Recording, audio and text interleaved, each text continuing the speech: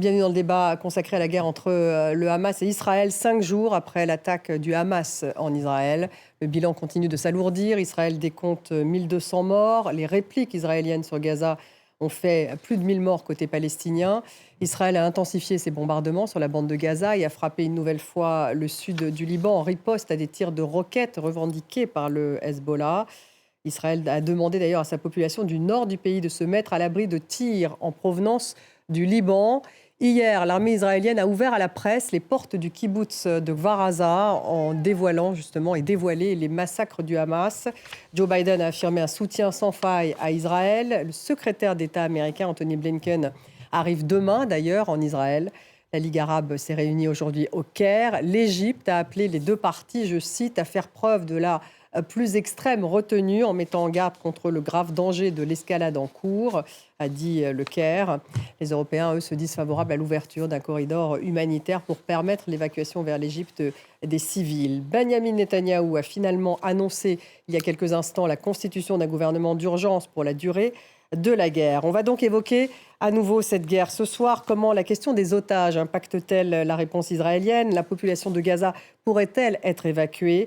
Que fait la communauté internationale? Est-ce qu'il y a un risque d'une guerre sur plusieurs fronts? On en parle avec mes invités ce soir. J'ai le plaisir d'avoir Patricia Alémonière avec nous. Bonsoir. Bonsoir. Grand reporter, vous étiez grand reporter à TF1. Vous avez d'ailleurs couvert le conflit israélo-palestinien 2 fois, me semble-t-il. C'est ça, en 2014. Combien d'années? Voilà. 2014.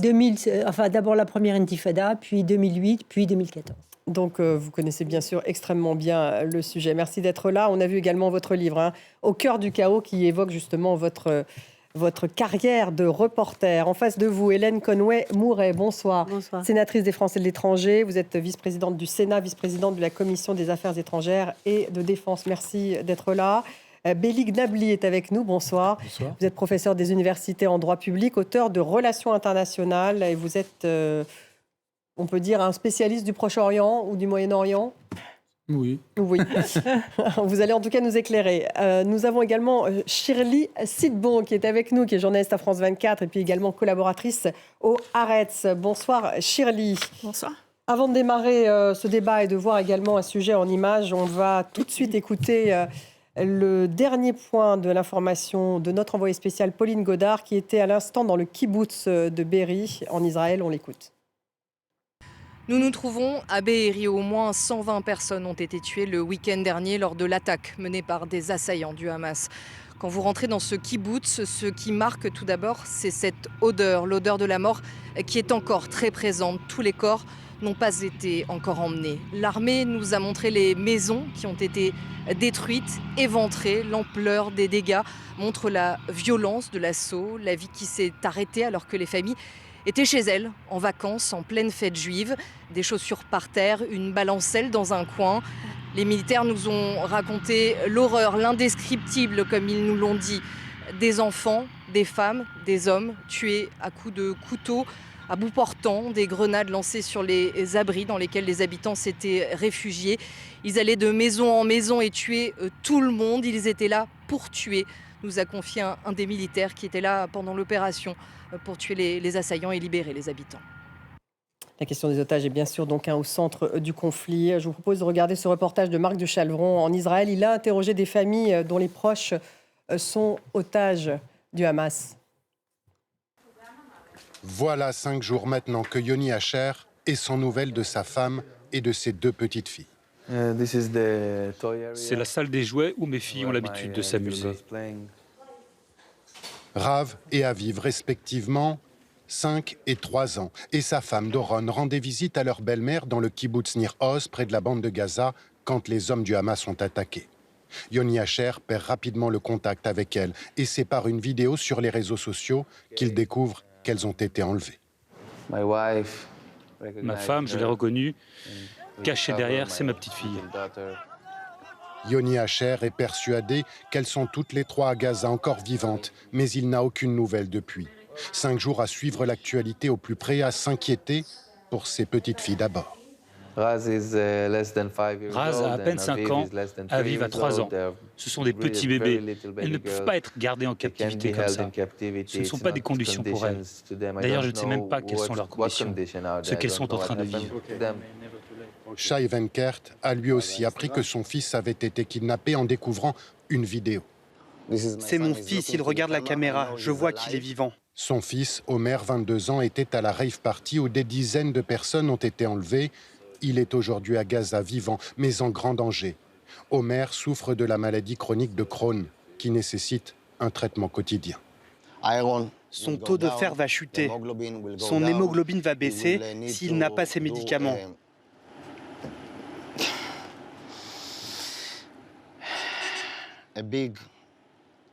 Il va devoir faire un séjour très long à l'hôpital s'il n'a pas ses médicaments. C'est super urgent. Si je pouvais juste y aller et ressortir pour lui amener ses médicaments, je le ferais. Jusqu'à maintenant, aucune organisation humanitaire susceptible de pouvoir amener des médicaments n'est en mesure d'entrer dans la bande de Gaza. Shirley, est-ce qu'on peut dire que la question des otages est vraiment au centre de la guerre et qu'Israël est finalement un peu suspendu au sort des otages dans leur volonté de mener une offensive terrestre ? Oui, c'est vraiment ce qui est extrêmement différent par rapport au conflit, aux guerres précédentes. Tous ces otages et un grand nombre d'otages, dans le passé, il y a eu un petit nombre et parfois des corps de soldats morts. Là, c'est une complication terrible. En plus, le Hamas a dit qu'il les a mis dans des tunnels très profondément. Ça sera compliqué à trouver. Déjà, quand il n'y avait que Gilad Shalit, ça a pris extrêmement longtemps et ils ne l'ont jamais trouvé. Ils ont dû faire des négociations. C'est donc ça a duré 5 ans, ces négociations, à l'époque. Et la population est extrêmement divisée.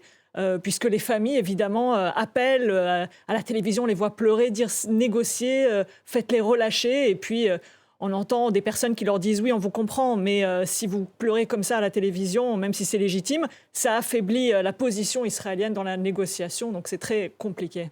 C'est compliqué, Patricia Lémonière. 22 nationalités qui sont otages, tout de même. Donc, il y a effectivement des Allemands, il y a des Français. On va voir ça avec vous, Hélène Conway. C'est un paramètre compliqué à prendre en considération. Officiellement, il n'y a pas de négociation, mais on entend dire qu'il y a tout de même des négociations avec le Qatar. Alors, effectivement, il y a deux choses. Il y a effectivement ce que vous dites, vous, les familles qui sont touchées. Mais moi, j'ai écouté des témoignages d'Israéliens qui disaient déjà, pour nous, ils sont presque déjà morts. Et donc, on a l'impression qu'il y a une partie de la population en Israël qui est prête à faire le deuil de certains. Enfin, si on peut en récupérer quelques-uns, on les récupère. Sinon, on est prêt à les sacrifier pour cette fameuse guerre qui s'annonce. Quant au plan international, effectivement, tous les pays ont des binationaux. La plupart du temps, c'est des binationaux qui vivaient là-bas. Certains non, mais la majorité, c'était cette situation-là.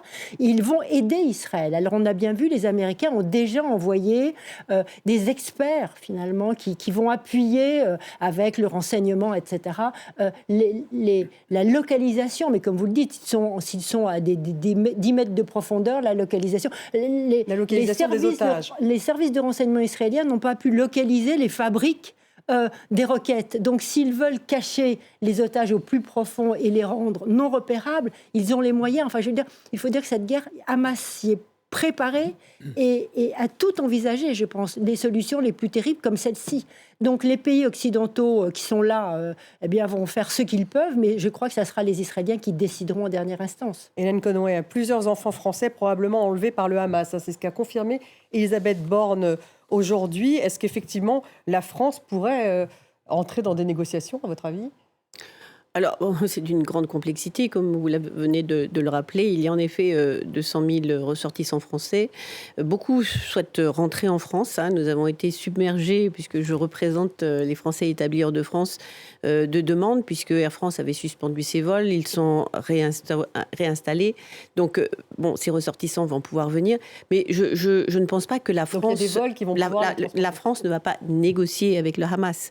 La France va être partie prenante, comme tous les autres pays et tous les autres ressortissants d'autres pays, à trouver une solution pour, bien évidemment, libérer. Cela passe par la négociation et donc la retenue, je crois, pour l'instant, en effet, de la part d'Israël. Et puis, il y en a combien, là, des otages français, a priori ? Parce elle n'a pas donné de chiffres aujourd'hui, Elisabeth Borne, sur les enfants. Justement, nous n'avons pas de chiffres précis. En effet, on parlait de 4 ou 5 personnes. Voilà. Mais... Donc voilà, simplement pour répondre à votre question, non, la France ne va pas engager de négociations. Elle va être, bien sûr, elle va faire partie de ces pays qui sont à la recherche d'une solution politique, c'est-à-dire de sauver les vies de ces otages. Et puis ensuite, nous parlons d'une guerre qui se prépare et donc le déroulement sera tout autre. Belli Nabli, justement, cette carte, est-ce qu'il y aurait des négociations peut-être du côté du Qatar, du côté peut-être de la Turquie, j'entends aussi, Qatar, Turquie, Égypte?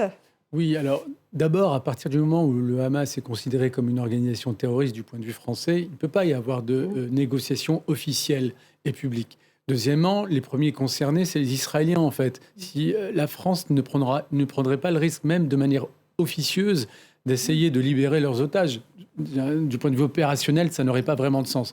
Par contre, là où ça devient délicat, c'est les Israéliens qui vont devoir finalement déterminer cette donnée, c'est-à-dire la place des otages dans la stratégie qui va être définie dans l'opération militaire. Si les Israéliens considèrent que leur vie, finalement, effectivement, est secondaire par rapport aux objectifs militaires, là, pour les autres nationalités, pour les autres États, ils auraient peut-être leur mot à dire. Parce que là, on joue avec la vie, précisément, de binationaux. Et les Israéliens ne seraient pas seuls concernés et seuls légitimes et souverains en la matière. Là, la France, par exemple, aurait son mot à dire sur la stratégie définie par Israël. Donc là, c'est un point très délicat. Est-ce que c'est le cas, en fait? C'est la question. Est-ce que c'est pas Israël qui décide? Un point, c'est tout. Concrètement, ça va être Israël, mais la France serait légitime à considérer qu'il faut aussi prendre en considération la vie de ses ressortissants. Elle serait légitime à le faire, Hélène Conway? Oui, mais bien évidemment. Et puis, malheureusement, nous avons eu des otages. Il ne faut pas oublier, nous avions des otages en Syrie, nous avions des otages au Mali, et nous avons négocié en Libye également. Et à chaque fois, nous avons négocié, mais pas seuls. Il y a d'autres interlocuteurs. Hein, et ce qui est étonnant, c'est qu'on se retrouve toujours plus ou moins avec le même pays, c'est le Qatar. Qui joue un rôle important. Voilà. On sait qu'il joue un rôle important dans le financement du Hamas, le Qatar, et donc le Qatar, effectivement, serait peut-être le pays clé dans ces négociations. Qui peut faire certaines pressions. Et dans les négociations. Mais comme cela vient d'être rappelé, le Hamas n'est pas une organisation avec laquelle un État peut négocier. C'est une organisation terroriste. Elle est dans cette liste-là. Pas officiellement, mais on dit qu'officiellement, il n'y a aucune négociation qui est en cours. Et en même temps, on entend qu'il y a des pourparlers du côté de Doha, que les Égyptiens aussi ont des contacts. Donc, est-ce qu'il n'y a pas quand même des pourparlers officieux, éventuellement, même si on ne le déclare pas ouvertement? Mais bien vous évidemment. Vous subodorez, Madame la sénatrice. Oui, non, mais bien évidemment, puisqu'il faut... Je veux dire, il y a un objectif, c'est sauver la vie de ces personnes. Bien, donc cet instrument-là est utilisé jusqu'au moment où il montre ses limites et d'autres sont mises en place. Donc c'est le Qatar qui quand même reste un pays clé. Oui, le Qatar a une grande expérience en matière de négociation et de libération et surtout de paiement de rançon, j'ai envie de dire. Mais il y a d'autres pays qui pourraient avoir un rôle important, la Turquie. Parce que la Turquie est très proche des frères musulmans et donc le Hamas, à l'origine, c'est vraiment un mouvement qui est frère musulman. D'où d'ailleurs l'Égypte qui n'a pas du tout envie de voir la population gazaouite arriver sur son sol. L'Égypte aussi peut jouer un rôle parce que l'Égypte a toujours joué un rôle pour les cessez-le-feu, les négociations qui sont plus politiques. Donc les deux, et les Égyptiens connaissent très bien les services secrets, j'ai envie de dire, du Hamas, puisqu'ils discutent avec eux. Donc effectivement, ces pays-là, qui ne sont pas d'ailleurs, qui n'ont pas défini le Hamas comme un mouvement terroriste, ces pays-là ont les moyens de proposer leurs services et d'agir, et ils vous agiront sûrement.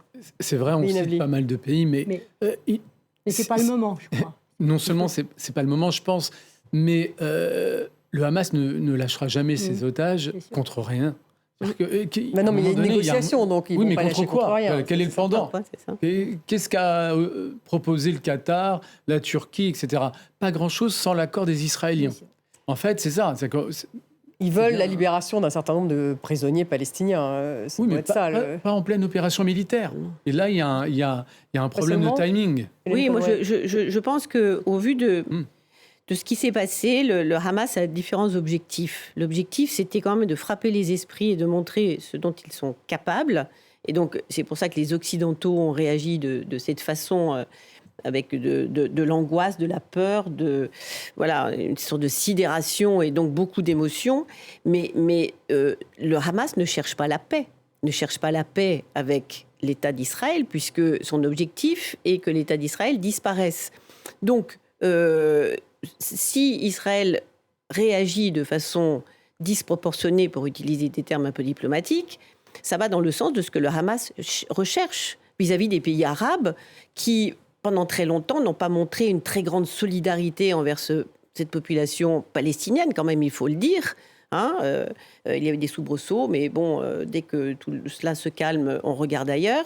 Et qu'aujourd'hui, l'idée, c'est de dire, voilà, si les Palestiniens payent le prix du sang, qui sera malheureusement peut-être très élevé, il y aura un sursaut du côté des pays arabes, et peut-être que le Hamas gagnera dans les objectifs qu'ils se sont donnés. C'est-à-dire quels objectifs? De détruire Israël? Oui, puisque c'est leur objectif. En tout cas, revenir sur le devant de la scène. Revenir sur le devant de la scène, en tout cas, c'est effectivement ce qu'ils pourraient rechercher. Un mot sur les États-Unis. Joe Biden a fait un discours très poignant, il faut le dire, hier. Donc, il a affiché un soutien total à Israël. On va l'écouter. Vous savez, il y a des moments dans la vie, et je veux le dire littéralement, lorsqu'on assiste à un mal pur et simple dans ce monde. Le peuple d'Israël vient de traverser un tel moment. Les mains sanglantes des terroristes du Hamas, un groupe dont la raison d'être est de tuer des Juifs. Et donc, en ce moment, nous devons être parfaitement clairs. Nous sommes aux côtés d'Israël. Nous sommes aux côtés d'Israël. Et nous ferons en sorte qu'Israël ait ce qu'il faut pour prendre soin de ses citoyens, de se défendre et de répondre à cette attaque. Il n'y a aucune justification au terrorisme, aucune excuse. Vous voulez réagir? Allez-y. Oui, en effet. Parce que en tout cas, ce discours va probablement rester... c'est un discours très fort. Oui, il est très fort, mais en vérité, il contraste avec la réalité de la position américaine dans ce dossier. Qu'est-ce que je veux dire par là?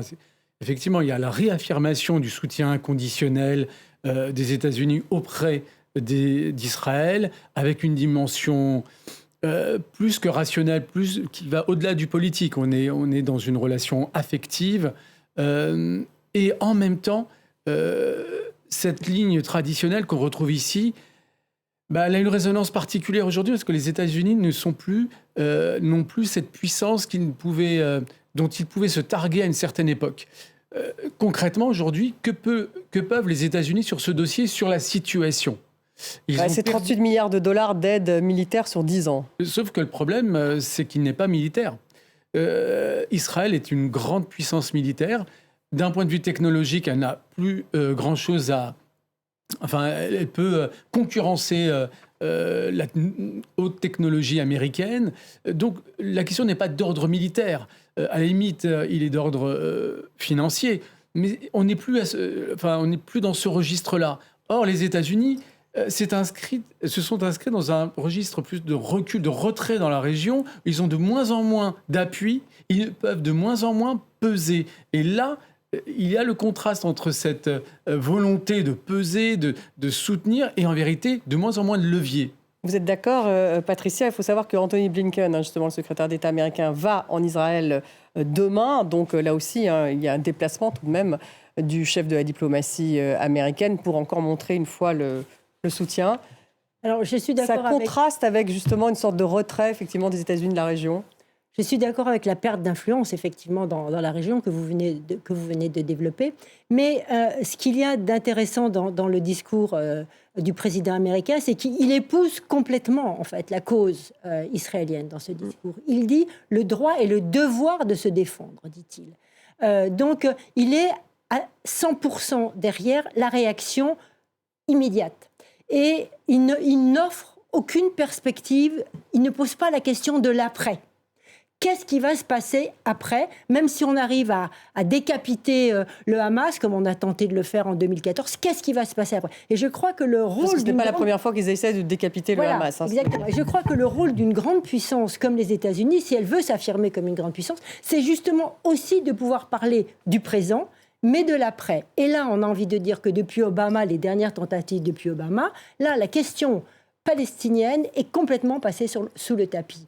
Alors que l'Amérique avait quand même sa force de frappe aurait peut-être les moyens de poser la question politique et de l'après. Et là, peut-être qu'il se dit que c'est pas le moment, c'est ça, le discours était mais je crois que c'est jamais le dans moment. l'émotion. Oui, mais je crois que c'est jamais le moment dans ce cas-là. Donc je crois qu'un président qui s'honore, comme un président américain, peut la poser, pas en premier, mais il peut la poser. Et là, elle n'a pas été posée, et ça, c'est un peu inquiétant. Et j'ai vu aujourd'hui des articles dans les journaux américains ou dans le Financial Times, qui est pourtant, on ne peut pas dire un journal d'extrême gauche, c'est le moins qu'on puisse dire, eh bien, qui se démarquait complètement de la position du président Joe Biden en disant on aurait dû parler aussi d'autre chose.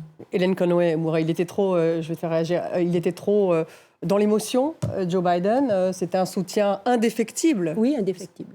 Non, moi je pense que c'est ce que Israël attend des États-Unis. C'est vrai que pendant très longtemps, nous avons dénoncé le retrait et le manque d'ambition et le désintérêt, pour utiliser peut-être des mots justes, des États-Unis pour cette région qui s'est concentrée pour leur intérêt sur l'Indo-Pacifique, notamment la Chine. Enfin, il faut parler américain dans n'importe quel cercle, et la Chine revient, et ça Chine, oui.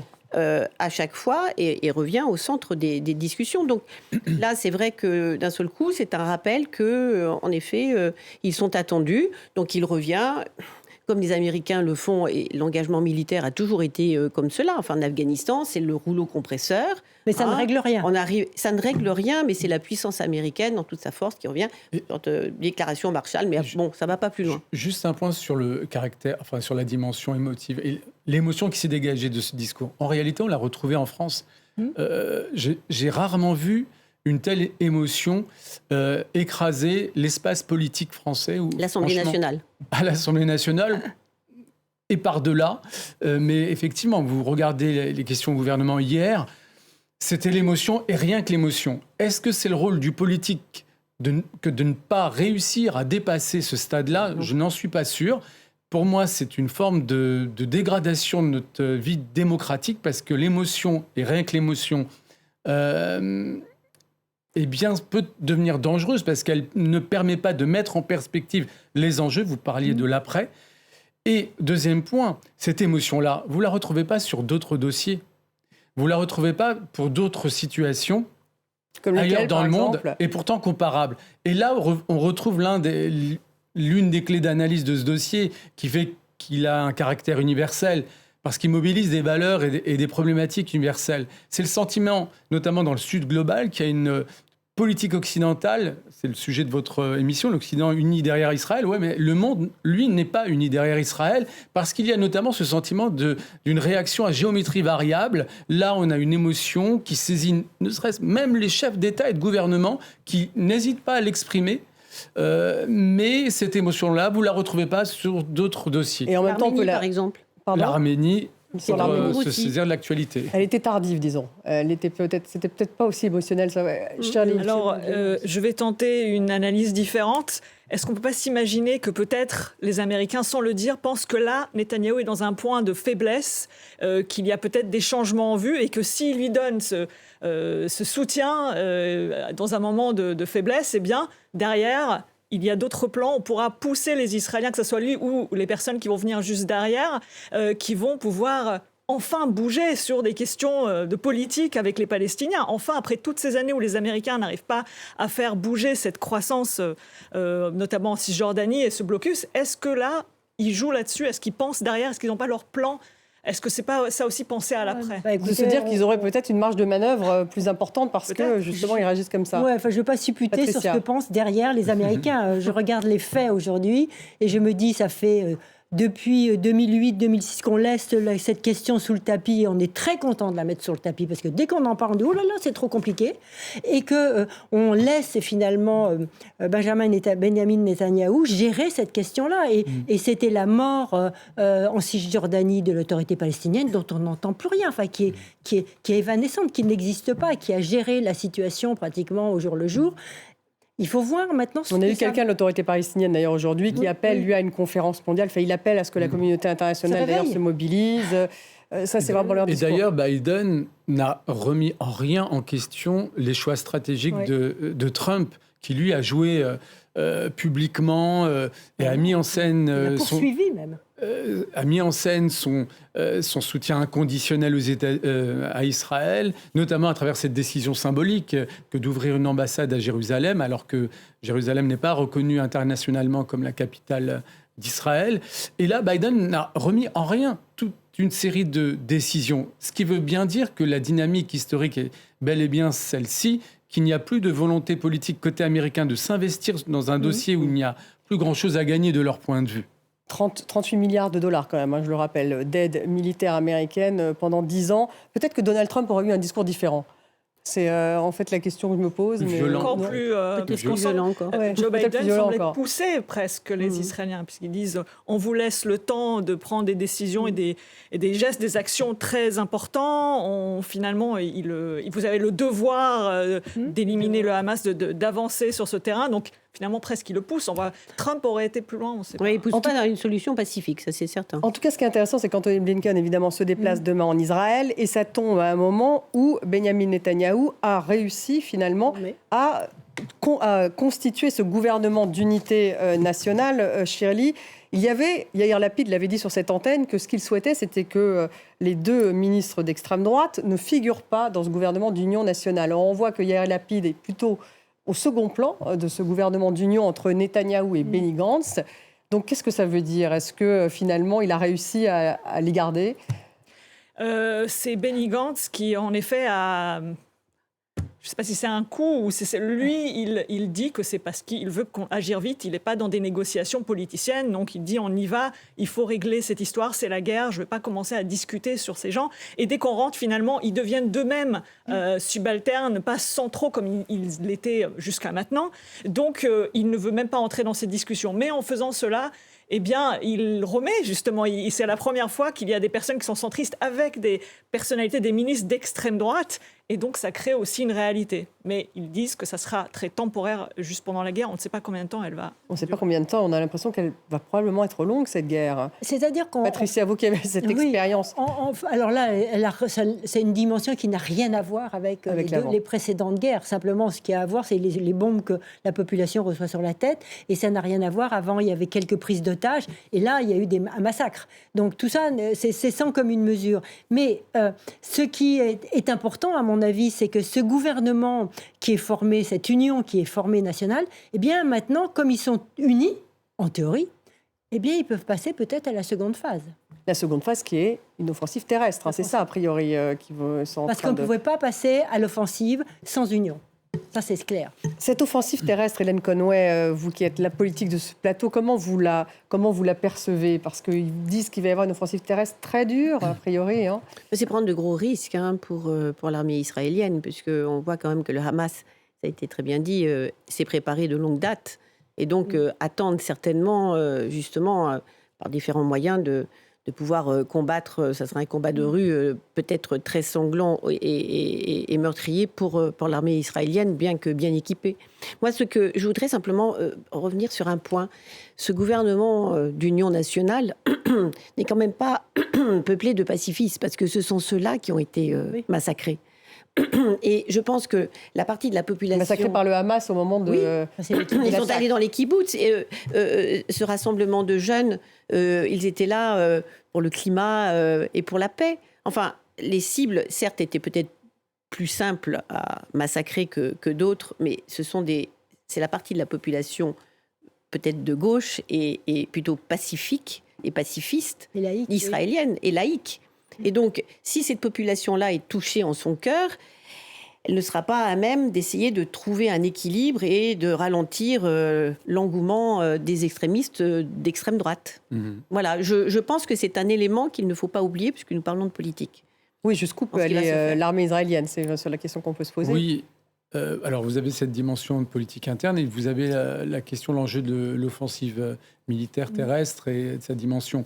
Là, ce qu'il faut quand même rappeler, et c'est déjà applicable pour ce qui est des bombardements actuels, Israël est en train d'exercer son droit à la légitime défense, puisque c'est un État souverain qui a été agressé, qui a vu son territoire violé, et avec la commission de crimes de guerre sur son territoire. Donc il y a une légitime défense qui est exercée et qui est reconnue internationalement. Même dans le cadre de cette légitime défense, Israël est tenu par des obligations internationales. Il ne peut pas faire n'importe quoi. Mais déjà, le siège de Gaza, ça n'est pas dans le droit international. Bombarder des bâtiments civils, organiser un siège total, avec un discours qui est animé par des références nauséabondes, comme le fait de considérer que finalement les Gazaouites sont des animaux humains, pour reprendre l'expression. Il faisait référence au Hamas, oui. D'accord. Oui, mais c'était pas clair. C'était vraiment pas clair. Et largement assumé par la classe politique, cette analogie-là. Bref, la commission de ce type d'acte, d'un côté, ne sera pas nouveau en vérité, et ça, il faut le rappeler. Les différentes guerres entre Israël et Gaza ont été rythmées par la commission de crimes de guerre par l'armée israélienne, avec une même conclusion, une impunité totale pour les soldats israéliens impliqués, pour les dirigeants politiques concernés, tant sur le plan international que du point de vue interne. Et si je précise, y compris du point de vue interne, parce que, officiellement, il s'agit d'une démocratie. Une démocratie qui est incapable de juger des actes de ses propres dirigeants. Alors, on verra bien ce qui va se passer quand même pour Netanyahou, parce que là, pour le coup, son incompétence s'est retournée contre sa propre population. Justement, on va y revenir. Sur, et donc, on verra bien ce que ça donnera. Shirley, rappelez quand même que le Hamas est extrêmement préparé, ce que vous disiez, tous d'ailleurs. Donc, ils sont face à un adversaire qui est quand même très compliqué à atteindre. Donc, il y a ces tunnels dont on parle. Il y a plusieurs chefs, si je puis dire, dont l'un est véritablement la tête pensante, si j'ai bien compris, de cette attaque. Cette attaque qui a surpris Israël par son timing, mais aussi par son ampleur. Donc, on n'est peut-être pas exactement il y a 10 ans. Là, c'est peut-être un autre Hamas dont on parle. Absolument. Et même plusieurs jours après le début de la guerre et le début de l'attaque première, les Israéliens ont encore des questions sur ce qui s'est passé réellement.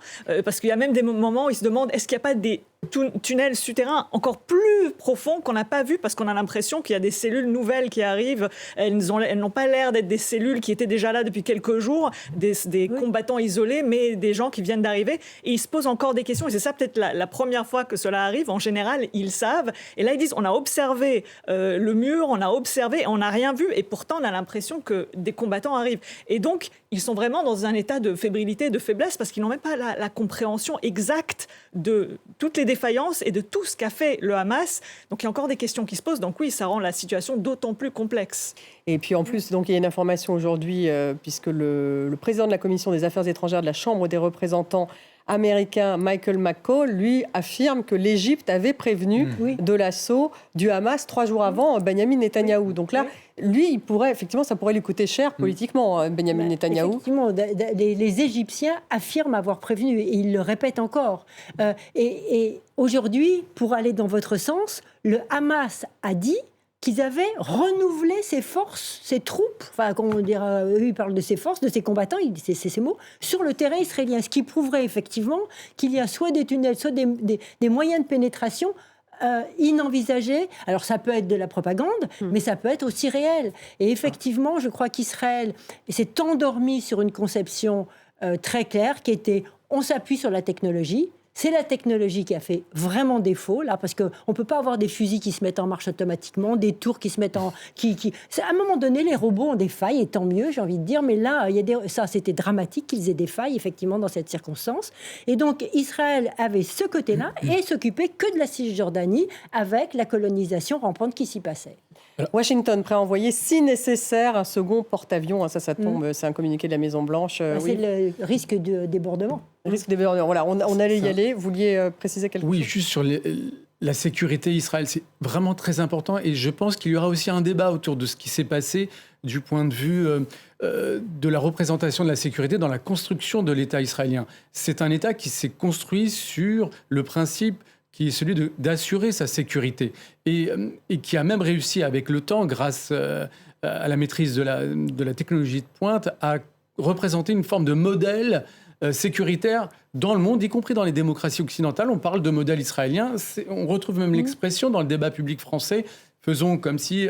Pegasus, prenons exemple sur... Et là... Pegasus, vous avez raison. Non, mais vous avez raison. Non, mais c'est le top de la technologie. Et donc, on retrouve vraiment cette idée de modèle. Et là on voit les limites de ce modèle. Alors, ce qui est intéressant, c'est que je ne crois pas que ce soit les limites technologiques. Je pense plutôt que c'est l'état psychologique des services de sécurité, animé par une forme d'hubris, trop sur d'eux, beaucoup trop sur d'eux, qui ont sous-estimé la capacité des gens du Hamas à reconstituer leurs forces et à contourner les services de protection, les dispositifs de protection. Et c'est donc un élément humain, je pense, qui a fait défaut plus qu'un élément technologique. Hélène Conway, vous vouliez commenter un Premier ministre quand même qui assure sa survie politique avant tout. Et donc qui donne des gages, bien évidemment, à ceux dont il a besoin, c'est-à-dire l'extrême droite, d'où l'intérêt pour la Cisjordanie et peut-être, en effet, une certaine négligence et puis, en effet, un relâchement étant peut-être un peu trop sûr de ses capacités. Vous aussi, vous parleriez d'hubris. Voilà. Peut-être. Ah oui, définitivement. Oui. Définitivement. Shirley, juste un dernier mot sur Mohamed Deif, l'insaisissable architecte de l'attaque du Hamas contre Israël, parce que le Hamas, il y a une partie de la direction qui se trouve au Qatar, mais manifestement, ça serait lui qui serait à l'origine de cette attaque. On suppose même qu'il était peut-être seul, qu'il n'aurait peut-être même pas prévenu les dirigeants au Qatar. On ne le sait pas, mais ce qu'on sait, c'est que peu de personnes étaient impliquées dans cette préparation, parce que et il faut dire qu'elle a été sidérante, extrêmement fine en tout cas, parce que les responsables sécuritaires, les plus grands chefs, quelques jours avant les attaques, étaient persuadés, avaient été complètement convaincus par le Hamas qu'il n'avait aucun intérêt à attaquer, que c'était contraire à sa politique et à ses intérêts stratégiques. Ils étaient certains, et je connais beaucoup de reporters militaires qui posent la question régulièrement, et qui leur disent « Vous êtes sûrs ?» Ils disent « Oui, là c'est vraiment contre-productif pour le Hamas. » Il a complètement berné les responsables militaires israéliens, et politiques évidemment. Parce que Ismaël Haniyeh, c'est celui qui dirige le Hamas du Qatar. Lui, est-ce qu'il était au courant Ça, je ne peux pas le dire, mais je pense qu'effectivement, la date et ce qui était... On ne peut pas prévoir autant de choses sans que des gens soient au courant. Donc c'est pour ça que les Égyptiens étaient au courant de ce qu'il se passait des choses. Mais la date, personne ne le savait, et personne... D'autant que, très astucieusement, comme vous le dites, le Hamas a envoyé un leurre. Il avait, pour montrer sa bonne volonté, qu'il avait accepté la paix économique, qu'on appelle ça, dire je vous donne des permis pour envoyer 15 000... Gazaouis travaillaient en Israël ou 20 000. Donc il a envoyé un leurre, il avait constitué un dossier, soi-disant de 400 pages, pour dénoncer les crimes de guerre commis par Israël, qu'il allait proposer à la CPI, la Cour pénale internationale. Donc les Israéliens disaient, ah ben oui, tranquille, ils composent leur dossier pour aller à la Cour pénale internationale, donc c'est pas le moment de faire la guerre. Ça a été pensé sur des années, cette... Un mot sur les risques d'embrasement du conflit. On a vu, il y a un risque, en tout cas, il y a eu des tirs du Liban. Aujourd'hui, cette journée, à un moment donné, Israël a même demandé aux habitants du nord du pays de se mettre à l'abri. Donc là, on va écouter tout de même le guide suprême iranien. Ça, c'était hier, parce qu'on sait qu'il y a un lien, bien sûr, entre l'Iran et le Hamas. On va l'écouter, on va en parler ensuite.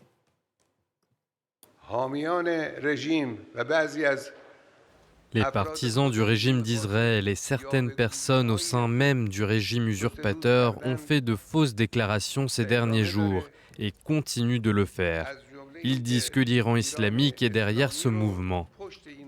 Ils se trompent. Voilà ce que dit Belin Abdi, voilà ce que dit le guide suprême iranien. Donc lui, il nie toute implication. C'est vrai que les Américains n'ont pas dit que les Iraniens étaient impliqués. Maintenant, ils parlent peut-être d'un deuxième porte-avions qu'ils vont envoyer en Méditerranée. Donc ça prouve qu'ils ont quand même de vrais soupçons, ou en tout cas qu'ils veulent freiner les ardeurs de l'Iran. Oui, surtout ce type de discours traduit surtout le fait que l'Iran n'a pas les moyens d'assumer ce qui aurait pu être un succès. Je veux dire par là que s'ils devaient assumer le fait qu'ils étaient derrière l'initiative et l'opération du Hamas, ils devraient en assumer les conséquences. Et les bénéfices pour une partie de la population.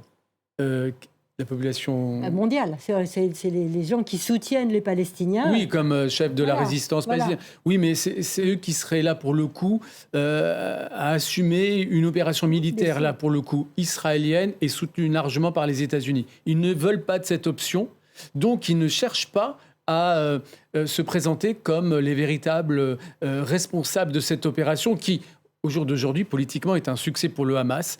il faut le reconnaître, même si militairement, le Hamas perdra. Patricia, vous qui avez justement cette expérience de l'influence iranienne dans ce conflit, est-ce qu'effectivement, il peut y avoir, aujourd'hui, on risque tout de même une guerre sur plusieurs fronts? On sait que l'appel, en tout cas, des Israéliens, en fait, il y en a un certain nombre qui sont appelés pour aller au nord du pays, donc il y a clairement quelque chose qui se passe. Alors, il y a une chose qui est certaine, c'est que personne n'a envie qu'effectivement d'une déflagration globale. Ni les Israéliens, ni les Américains, ni les Iraniens, comme vous venez de le dire. Simplement, on a quand même des partis autour qui sont les Palestiniens au Liban, le Hezbollah au Liban, des Palestiniens en Syrie et les Palestiniens en Jordanie aussi. En Jordanie et à Hamas. Donc on a une convergence, effectivement, et c'est le front de la résistance qui est là et qui, elle, a intérêt au-delà. Alors, je pense que le Hezbollah, peut-être, s'est engagé, comme c'est le frère, entre guillemets, du Hamas, il va tirer. Il a déjà tiré. Il va continuer. Il y a eu des ripostes israéliennes. Le tout, c'est de voir jusqu'où il va aller. Mais on n'est pas à la merci ce soir, je pense, d'une extension malheureuse de ce conflit, et j'ai envie de dire qui ne sera pas la volonté ni de l'Iran, ni d'Israël, ni des Américains. Alors, ce serait la volonté de quoi? Ce serait un dérapage?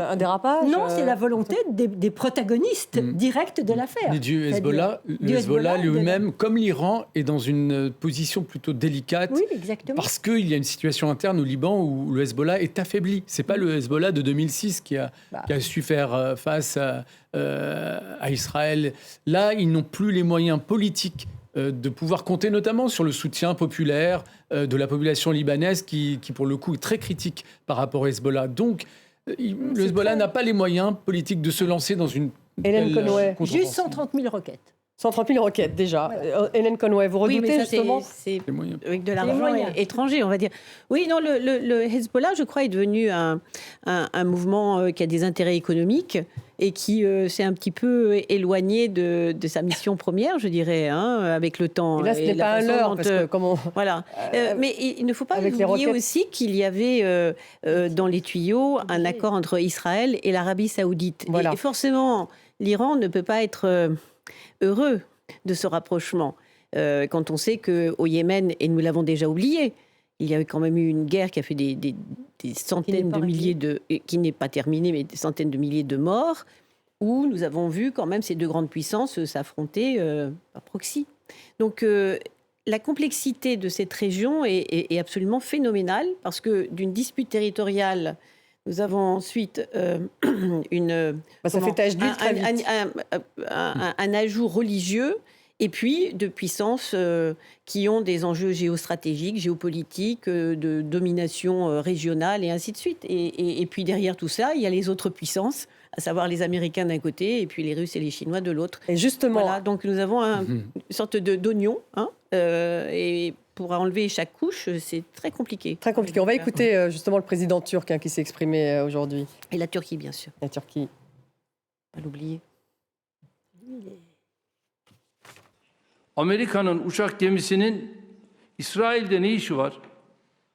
Qu'est-ce que le porte-avions américain vient faire en Israël? Que vient-il faire? Et que va faire le porte-avions qui vient ici avec tous les bateaux qui l'entourent et les avions à réaction du porte-avions? Il va frapper tout Gaza, ses environs, les raser et commettre de très graves massacres.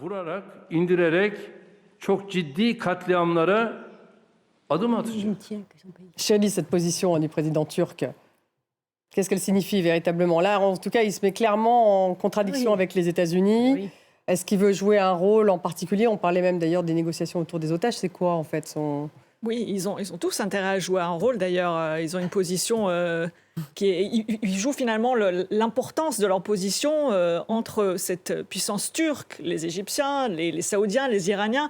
Chacun doit jouer un rôle, c'est extrêmement complexe. Et on le voit, vous avez parlé des négociations. Là aussi, si quelqu'un arrive à obtenir quelque chose, en tout cas pour l'image internationale, pour l'assise, la respectabilité également, par exemple pour l'Égypte, ce serait un acquis énorme. Vous avez parlé des attaques qui pourraient s'étendre davantage du nord. On a vu là, comme ce qui s'est passé de Gaza, des appareils aériens. Est-ce que c'est des parapentes, des drones, des ULM, des appareils aériens